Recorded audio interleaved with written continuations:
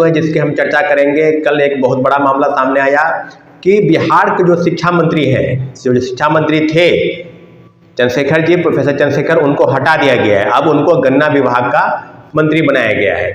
तो जाहिर सी बात है कि माननीय मुख्यमंत्री जी ने निश्चित रूप से जिस तरह के काम किए, जैसे मुख्यमंत्री जी ने जो निर्णय लिया कि के पाठक के इस निर्णय पर कि जब अवकाश लिए के पाठक, तो इस शर्त के साथ वापस आए कि इस विभाग के जो मंत्री हैं प्रोफेसर चंद्रशेखर, उनको पद से हटाया जाएगा, तभी हम इस पदभार को ग्रहण करेंगे।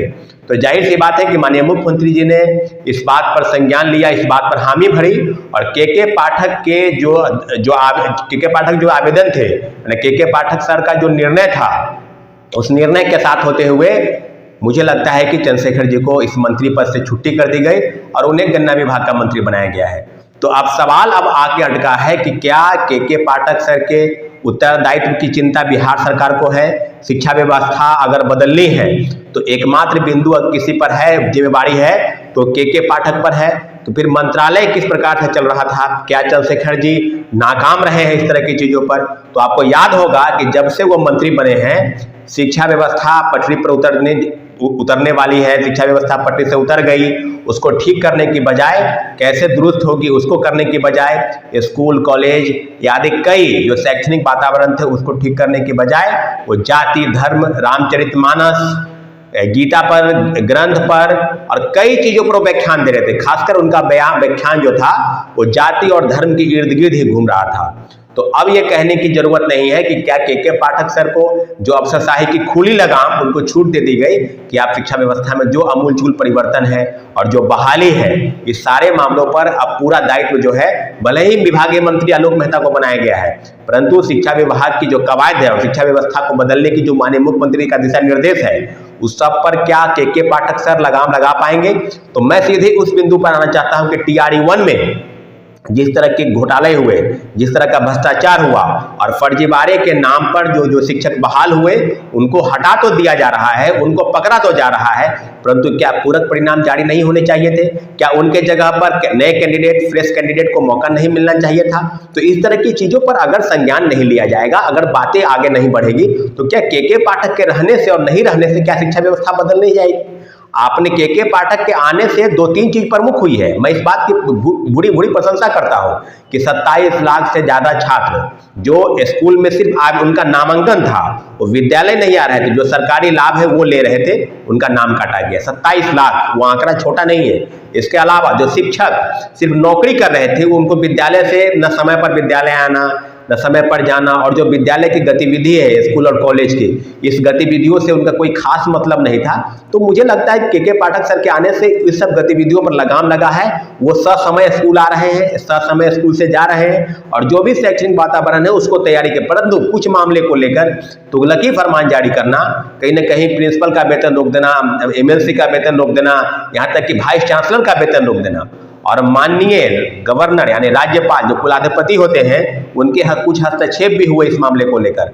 तो जो अफसरशाही की खुली छूट, यहाँ तक कि जो नेता हैं RJD के तेजस्वी यादव जी, वो भी जो डिप्टी CM बिहार के हैं और उन्हीं के मंत्री हैं चंद्रशेखर जी, तो उनको पर भी इस तरह की चीजें नहीं हुई। और मुझे लगता है कि माननीय मुख्यमंत्री जी ने के पाठक को खुली छूट दी है कि आप शिक्षा व्यवस्था को बदलिए, परंतु शिक्षा व्यवस्था के पाठक के रहते ही हुए भी काफी चीजें, अगर सेकेंड फेज की बहाली हुई, नियुक्ति प्रक्रिया भी हुई, परंतु जो आवंटन है स्कूल का, जो स्थापना है या जो पदस्थापना की चीजें हैं, काफी चीजें जो है रुकावट थी, क्योंकि लगभग 10-12 दिन से वो छुट्टी पर थे, और छुट्टी बढ़ाने के लिए फिर एक्सटेंड किया गया कि हम 30 तक छुट्टी पर जाएंगे।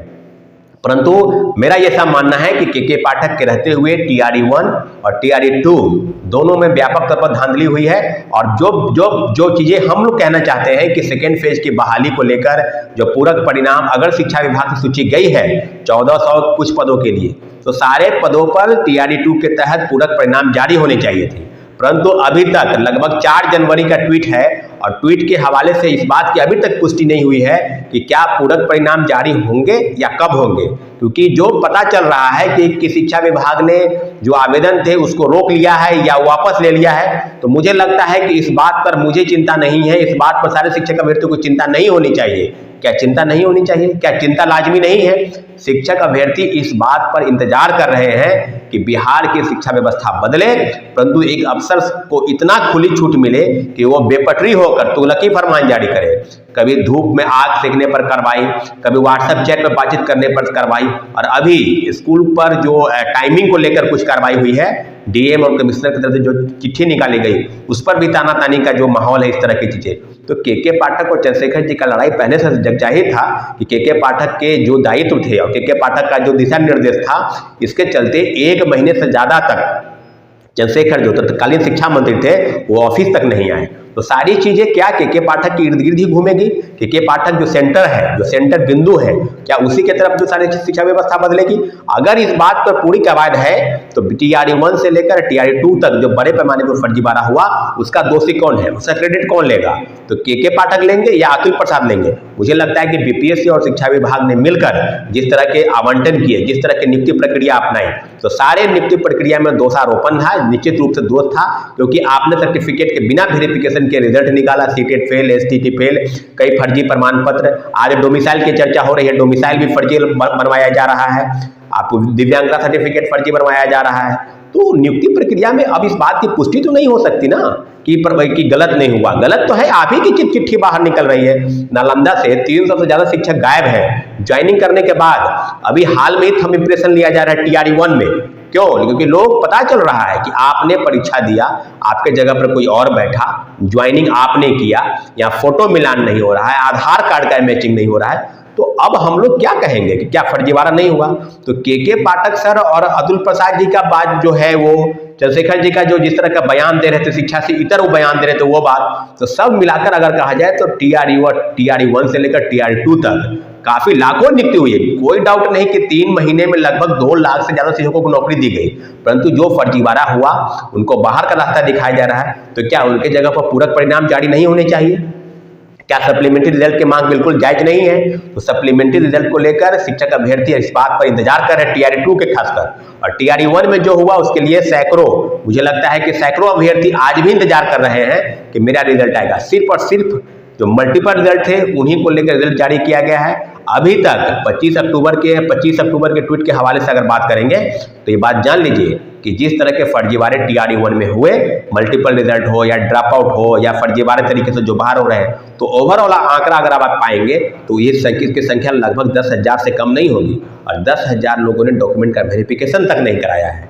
तो सारे मामलों पर मुझे लगता है दर्जनों याचिका जो है वो पटना उच्च न्यायालय में दायर हो गई है, और उच्च न्यायालय के संज्ञान के बाद सारे मामले खुलेंगे कि क्या पूरक परिणाम के लिए वेटिंग लिस्ट और पूरक परिणाम के लिए सप्लीमेंट्री किस तरह के प्रावधान के पाठक सर और इस तरह की दलील जो दी जा रही है अतुल प्रसाद जी बीपीएससी चेयरमैन की तरफ से, सारी चीजों पर 1 to 1 होगा। लेकिन इतना जरूर है कि के पाठक के रहने से अगर शिक्षा व्यवस्था बदल जाए तो पूरा बिहार चाहता है कि शिक्षा व्यवस्था बदले, परंतु TRE 1 से लेकर TRE 2 तक जो फर्जीवाड़ा हुआ उसमें शिक्षा विभाग बिल्कुल नाकामयाब रही उनको रोकने के लिए। अगर आप रोक पाते तो इस तरह की चीजें नहीं होती। निश्चित रूप से शिक्षा मंत्री और के पाठक का विवाद को लेकर इस तरह की चीजें मुख्यमंत्री जी की तरफ से अगर लिया गया निर्णय है तो मुझे लगता है कि एक अच्छा निर्णय साबित हो, और के पाठक द्वारा जितने भी काम किए जाए वो छात्र हित में हो, शिक्षा व्यवस्था बदलने के हित में हो।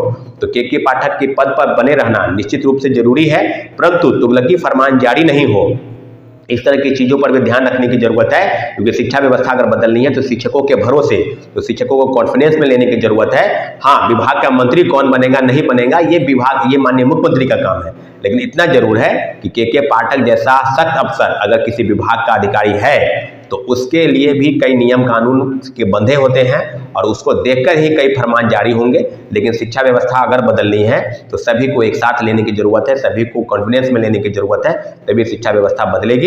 इसी सब बिंदुओं पर हम चर्चा कर रहे हैं कि आने वाले समय में क्या होगा नहीं होगा, फिर आपको अपडेट कराएंगे। ठीक है साथियों, धन्यवाद।